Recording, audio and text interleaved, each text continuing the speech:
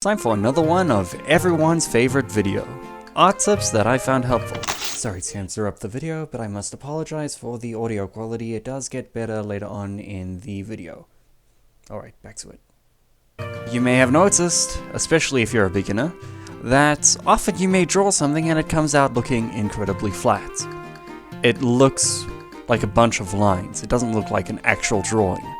And part of this can be because it's not looking very 3D. First and foremost, we're gonna talk about the one that a lot of beginners hate to hear. Anatomy and perspective. Perspective is the whole reason a drawing can look 3D. I know how often this is said and how many of you will just click away from the video. You hear it with basically everyone, all the time. Learn anatomy, learn perspective. But the thing is, all that comes from real life. And real life, obviously everything has volume, everything is 3D. And there's another video I watched which made a very good point. It was about detail versus anatomy, or proportion. The proportions are what makes the thing look good, basically the silhouette of the object. That's going to make things look more 3D. Try not to do straight lines, because if you use only straight lines, it's gonna look flat. Nothing is perfectly straight.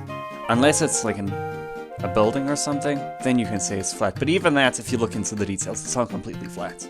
You're making it look more realistic with not so flat lines, and making it look realistic does help with making it look more 3D.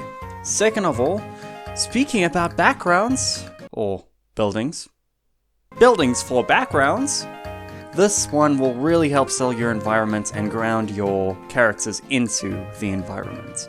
Having 3 layers: foreground, middle ground, and background. Now you may have heard this one before, but it really does sell the effect of depth. It places the camera in the environment. It does make it look a lot more 3D. Here's an example from my series Breakout, from chapter 2. It looks like it has depth, does it not? So that's the magic of having these 3 layers: the foreground, middle ground, and background. Then next we have shading. That's basically what gives everything depth in any artwork. Shading is the best way to make something look like it has depth.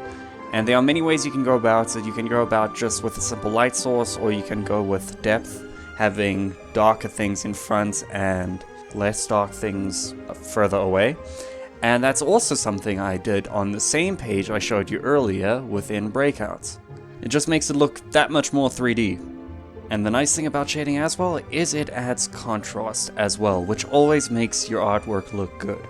If you look at this drawing versus this drawing, you're likely going to say that this drawing is the one that looks better. If something has no volume, it's going to have no shadow. And that's basically the premise of it. For those of you who are kind of cringing because you knew this already, and I'm just saying something you already knew, I apologize. Moving on. This one was something that I didn't realize would help as much as it did. Line variation. This kind of touches on the previous one with shading and making things closer look darker.